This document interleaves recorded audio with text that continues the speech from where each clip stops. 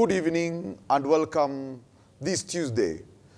Once again, we come to your homes, in your laptops, in your TV, on your Facebook page, on your YouTube page, the One Accord page, as we, together in our program, The Law and You. As we say, knowledge is power, and I'm very privileged and honored for you to share your time with me. And as usual, today we'll be doing a recap of some few questions that we have been having. As usual, we have our guests, but today I will be doing a recap. As next Tuesday at 8 p.m., I'll be having a very interesting guest who will be dealing on the issue of grandchildren with their grandparents. Who has the right, especially when one parent dies, one parent has left, and their grandchildren are there, who has the right to take over? Or another issue whereby maybe both parents have passed. How can the grandparents, and they want to pass their properties straight to this grandchild as their child? How can this be done? Next Tuesday, same time, tell a friend to tell a friend. I'll be with a very amazing guest to come and discuss on that. And today we are doing a recap of The Law and You. As usual, you know, we have talked about family issues, we have talked about children, we have talked about divorce, we have talked about properties, and we have been having over time questions that people have been asking. And as I say every time, there's a number that is down on your screen. You can text your questions there. You can also email us. You can also comment on our Facebook pages, on the YouTube, One Accord, on The Law and You. Any question that you have. And if you want us to come to your conference, maybe your church, youth meetings, ladies meeting, tell us. We'll be happy to come and have a discussion with you. And one of the questions that was coming is, how comes my next of kin does not get my savings if I die? Why every time you ask who is your next of kin? And when someone dies, it's not automatic for them to get. And I remember we talked about this in terms of succession, but I'll repeat it again. That whenever you die, according to the law, you come from being a person to something we call the estate. So the court has to first decide who manages the estate before you benefit from the estate. Because there are a lot of issues that have been happening. Maybe you died in a mysterious death, or maybe you died and left children who don't know that you have already taken these properties. So what happens apart from pension? Pension, and that's why I say many times that most people when they are starting their jobs, they start their jobs when they are young. So maybe you write your mother as your next of kin in their pension, your father, your brother, or even a friend or your girlfriend. But maybe you get married 20 years down the line, you have never changed the details on your pension. So it's very important for us to know that pension is the only thing. Pension is the only thing that does not go to court. Ama vile tunasemanga, haushtaki kifo. So that is the only thing that you get without going to court. The person you have put there as a next of kin or your beneficiary, whenever you pass, is the person all the pension benefit passes to. So again, I remind us, tafadhali. Let us keep updating. Kama ulikuwa na boyfriend, umebadilisha pia details of pension.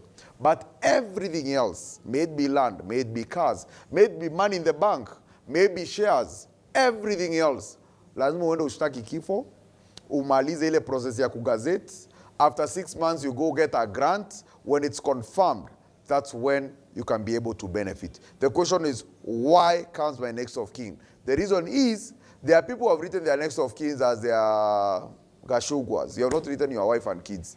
Where do you want them to go when you're not there? There are people who have written their parents, but you have left your children. Where do you want them to go when you're not there? There are people who had written their wives, but they divorced before they die. And now they have another wife. Maybe they have another wife who they have not updated. So ideally, that's the reason why we have to have this process that takes 6 months to 1 year, so that we ensure everyone benefits from the estate. So I think that's on succession. We'll be able to discuss much. But please remember, let us update our records. Even if on the next of kin, let us update our records. The other question that was coming up is, at what age do kids decide which parent should raise them? Matters children, I say they are very interesting, because the court is the one that decides which parent will raise a kid. The court is the one decides. Naturally, the mother and the father should raise their kid. But we understand because of many becauses. Maybe the father and the mother are not together. Maybe the father has passed on, or maybe the father has disappeared, or the mother has passed on or has disappeared. So in issues like those, the other parent who has been left is the one who raises his kids. But we understand whereby a mother and father separate, either they were married or not, but now there's an issue, all of them want to stay with these kids. And I remember when we were talking, if you go to YouTube, you'll see we had one recording that we talked so much about, we had one show that we talked so much about kids and which kid goes to which parent. And we say that legally, the court, ideally, because mothers are naturals, the mothers know how to bring up people. That's the reason when we joke and say, oh, stop being a mother hen, because mothers are naturally, God has given them that grace of raising people. A kid, especially the young ones, will be given to the mother to be able to stay with the mother. But in exceptional circumstances, sometimes you can see the court removing that child from the mother and giving the man to raise this kid when they're in very young age, 2, 3, 4, 5 years. But as kids grow on, because you remember we said the issue about the children is the best interests of the child. The Children's Act, the Constitution of Kenya, talks about the best interests of the child. So the best interest is who will raise this kid properly. And that's the reason even you can see the court can remove a child from the mother and father and give us that person. Because is this child being raised properly? So at what age do kids decide? So what happens is when maybe kids are 12 years, 13 years, and you still have those fights between man and wife, or dad and the mom, on who goes with the kids, sometimes the court can call the children and ask them, nyinyi mnataka kwenda na nani? You want to stay with who? Who do you want to raise you? Sometimes they do that. And at that point, maybe the child will say, I want this and this and this because of this and this and this. And the court will be able to make a decision whereby they may say, this parent can stay with the kids, but this other parent has visitation rights. Again, I say, our dear ladies and our dear gentlemen, do not go to court on the issue of children. Because ideally you waste a lot of time, you raise emotions, you make children realize that at some point someone was forced to take care of them, or there was a fight and people go even talk of unnecessary things. Please, can you sit down, sit down and agree on what's the best way to raise your children. I have another question which is very interesting, especially on succession. How long does it take for the government to absorb unclaimed properties and assets? Can you reclaim the properties and assets after the government has absorbed them? Yes, I think there's a time we talked about Unclaimed Assets Authority that is there, whereby if there are assets, especially shares, money in the bank, and even, I know land in Kenya ndio ije iachwa bila mtu. Ikiachwa inapatanga mwenyewe, but even that, if there's anything that does not have anyone, after some time the government will take. The question is, how long does it take? You know, sometimes different banks have different policies, but it takes years because even they give notices, they try to write the last known PO box, kama kuna PO box ilikuwa hapo bank ama kwa shares, wanaandikanga hata wanatumanga checks bado kwa the same PO box until maybe 5, 6, 7 years later when they realize that no one is claiming these assets. That's when now it's given to the Assets Authority. Now, what happens? Someone asked, can you reclaim the assets after the government has absorbed them? Maybe you did not know your dad had these kind of assets. You did not know your mom had these kind of assets. So, or maybe even you had shares and you forgot about them, you have never dealt with them, and they have gone to the Unclaimed Assets Authority.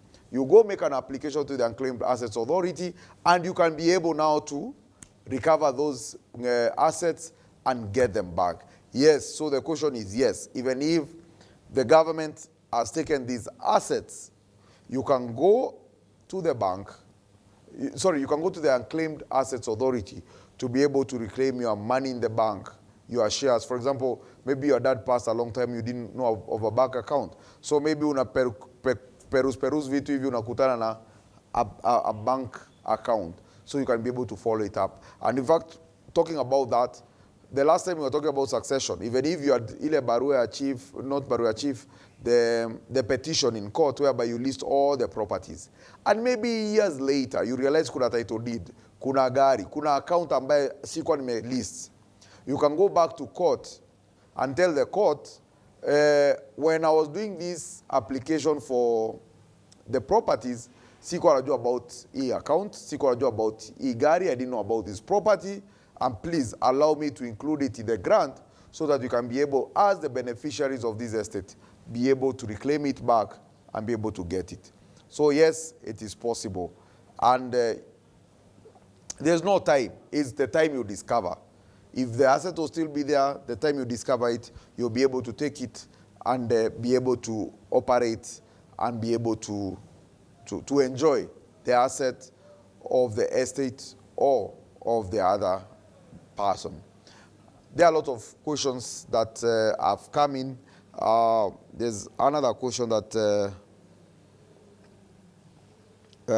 someone else is asking another question. What are the most important legal things we should be knowledgeable about that can be used in day-to-day life? Wow. What are the most important legal things we should be knowledgeable about that can be used in day-to-day life?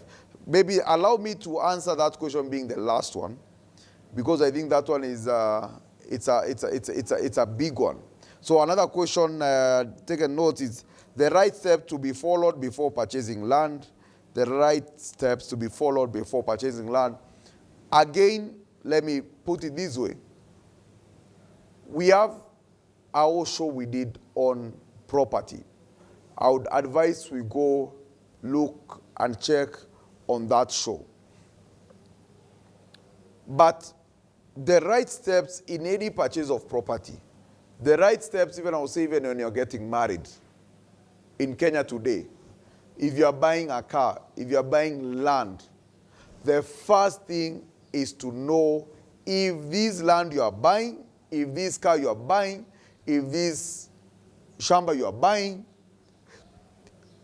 any property, even if it's a house you are buying, is it available to be bought or is it available for marriage? So that's the first thing. Even if you are getting married to anyone, is this person available to get married? What am I saying? If someone is married, you cannot get married to them again.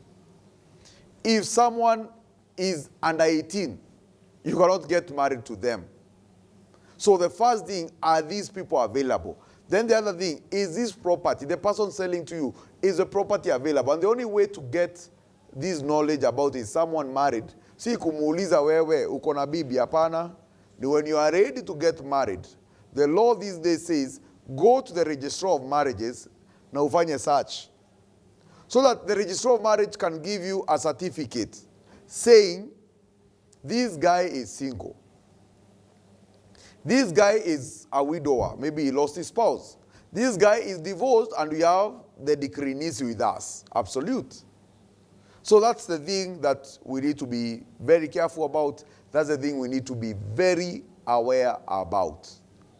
That you should first make a search. That is if you're getting married, especially for the young people. The other issue is if you're buying property, are there proper documents for that land? Is there a title for that land? I know there are land that we sell and buy without titles, which is very good, and may God bless you. But in case of anything, just know you have something to stand on. So I encourage people so much, and I pray that as a country you can be able to start buying land and property that has a proper documentations. Yes, I know of lands whereby the big companies, maybe they have the original title deed, and with that they're telling you have the title deed. When you buy, you subdivide, which is fine because I can be able to see this is the company selling land, this is the company that owns this land, and what they're telling me, out of this land they have plot number 50. So the day I'll buy and finish, they'll give me a title from the big land for 50. That is okay. The other people who tell you maybe they are buying land and they have shown you the agreement and they are giving you a certificate and everything. That is proper. The most important thing, what is giving them the authority to give you this certificate? What is giving them the authority to tell you if ukimalizia kulipa, I'll give you a lease? For example, there are people who build houses. And obviously, when you're building a house, you always pata title your nyumba. And especially, in fact, we'll be talking about that very soon on the issue of sectional properties, whereby you have apartment. These days, kila mtu anapatiwa title yake. And like kitambo used to be given leases, the government now is giving title deeds for the particular houses. So, this developer, anakuambia ni sawa, nunua flat number 6. Ama enda floor number 7, 10, I'll give you house number 3. So you need to ask him, it's fine. But hapo unajenga nyumba, uko na title hii shamba? Yes. So if he has that title, now you have the confidence that this developer, because he owns this place, you'll be able to check it and you'll be able to follow up. Because the challenge most developers, sometimes when they have loans, so when you're doing agreements, you need even to have an agreement with also in the bank. So that the bank can also confirm the moment you finish paying your part, I will discharge your property. So that's the other thing about be used in the issue to be followed before purchasing a land. Another thing, you need a lawyer. You need a lawyer for due diligence. You need a lawyer to ensure that your process goes nicely. So you need a lawyer. That's another thing. So the first thing is, can you ensure the property is there? Number 2, go to a lawyer. The lawyer will be able to do all these searches. There will be a sale agreement. Tomorrow utaki kupatikana na hii glasi ya maji unaulizwa ulitoa wapi glasi ya maji. So the sale agreement utasema, yes, I had a sale agreement selling me to the water for me. The other thing is all the documentations. When your lawyer is done with all the transactions, you have paid, he has done the transfer, he will give you all the documentations, the original title deed, the sale agreement, the transfer forms that have been signed. At least now you have that in your records. Especially like now, we'll be sharing with you the latest Supreme Court judgment, whereby the Supreme Court has talked about having the original title is not enough. Can we see the process? That's what I'm saying. It's very important for you to have your sale agreement, to have your transfer documents with you, so that you can show, yes, I have this, I have the transfer documents with me, I have the sale agreement, even I have the bank, after niliandika sale agreement, amlipa 1 million, I have the banking slip, ama M-Pesa messages, nikimlipa the 1 million. Another question is, allow me to take some water. Would you advise your client to undergo or choose the alternative dispute resolution like mediation instead of litigation?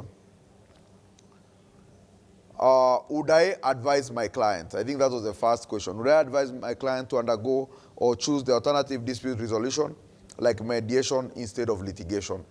I would like us to understand there's alternative dispute resolution, there are several. One, kuna ile tunasemanga ya before tufike kotini. Ile ina agreement whereby you go sit down maybe with your pastor, with your azel, chief or someone, whereby you come and sit down and say, huyu amenikosea hivi, na huyu amenikosea hivi, tuongee tusikizane. In fact, nasemanga, hata nyinyi wawili mmekoseana mnaweza keti muongee. Shida hii yote inakujanga sasa ile nyinyi wawili hamsikizani ndio mnaleta mtu wa tatu. So mtu wa tatu ndio sasa inaamua. If you come to a lawyer will go, if for example there are sale agreements or there are even agreements that you have that have arbitration clauses. So you cannot move to court. First you have to go for arbitration. But what we say, arbitration is more of litigation. It's just that you are doing litigation outside the court. Because after that, when I get my award, we call it an award or the judgment. That's how you understand it. But for us, we call the process of arbitration an award. When you get your award, you will take it to the high court to enforce it, if the other person does not agree to it. So yes, one thing benefit of going through alternative dispute resolution like mediation or arbitration, it saves time. It is supposed to save time because you are not following on the issue of going back and forth, doing the plaints, hearings, submissions, mention in court and all that. So yes, I can advise our clients to take that route. Although you also need to understand there's also court annexed mediation, and just mediation the way I've said, wewe mwenyewe mnaweza keti hivi mkubaliane kuongea. Lakini mseme kwa sababu tumeishi kuongea, hii stories zako nimezisikia siku mingi sana. I want a third person to be here. That person can be a pastor. That person can be a lawyer. That person can be a chief. That person can be a friend. That all of you agree. You can even have 10 people be the third person. It's not, when I say a third person, does not mean one person. Can even be 3 people, 5 people, 10 people. About tunasema wacha tusikize watuambie vile tunaweza fanya. But unaweza enda hata kotini. Now when you go to court these days, the court is advocating for mediation. So the court calls you, asks you, Jane, Ken, Mercy, Wambua, Paul, are you thinking, can you go outside and have mediation? And the court will send you to a mediator. You go sit down and talk. The mediator will put their report. If you guys agree, the mediator will put a report, send it back to court, and the court will adopt it as an order of the court. So yes, there's court annex mediation, which is also saves time and is not acrimonious. Because we say the biggest challenge when you go to court, one person wins, one person loses. That's the biggest challenge with court. Akunanga win-win. Apart maybe from succession matters when the family is in agreement. So mnaenda continue to follow the processes. That's when you get a win-win situation. But the rest, when you go to court, one person will win, one person will lose. So to avoid that and the acrimony, and that's the reason I was talking about, pale juu nilikuwa naongelea about when you have children matters, family matters, the best thing, sit down and have these discussions. Because the more you go to court, everyone wants to win. People will start dragging each person, talking dirty linen. Sometimes even you come and say in court things which are necessary. Haikusaidii kesi, lakini unajua unataka kuongea. Huyu mtu ni mbaya. Alisijui fanya nini last year. 30 years ago alifanya hivi. Which is unnecessary to the case you have, but you want to prove a point. Wow, my time is not on my side, but I want to ask, there's someone who asked, what are the most important legal things we should be knowledgeable about that can be used in day-to-day life? One thing is legal things. Have a lawyer. Have a number of a lawyer. At least you can tell people, talk to my lawyer. You can ask questions when you are not sure. Another thing I'll tell you is that you don't know everything. Even for us lawyers, we don't know things about mathematics and accounts. So I'll go to an accountant. I don't know, like now, I'm behind a very amazing team. I wish you'd have seen them. I don't know anything about all these production things and going live and going and all these things and all the things passing around here. So I'm not an expert on that. You are not an expert when it comes to electricity. You need an electrician to do it for you, a plumber. But the biggest challenge is that a lot of people want to treat themselves medicine, kila kitu ni amoxil na painkillers. Wengine wanataka kuwa mawakili, whereas there are people who have gone and studied for that. So one thing I'll tell you, consult. Number 3, if you love to learn, study the law. Whenever you hear maybe something has come up in court, just go. These days even it's online. You can Google that. What are the directions for maybe the rights of children, the rights of the procedure for when you are getting married. What should I know about? But when all is said and done, please have legal counsel. Have friends who are lawyers. Let them advise you.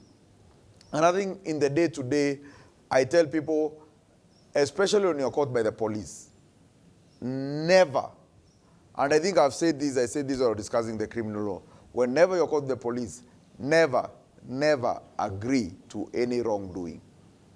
Please, never, ever agree. Because most time police wanakuambianga tu kubali ishe. Na ukikubali ujui kile unakubali. A lot of people are in jail kwa sababu walienda kotini wakakubali. But you don't know what kukubali means when we come to the other side. When I talk about the other side, is when we are talking maybe, for example, in terms of what does this crime? For example, umeshikwa kitu stealing by servant. Stealing by servant ukienda ukubali, nilikubali nilichukua hata 1000 kutoka kwa mdosi wangu. Nilichukua kamera ya mdosi wangu, nilichukua sijui laptop ya mdosi wangu.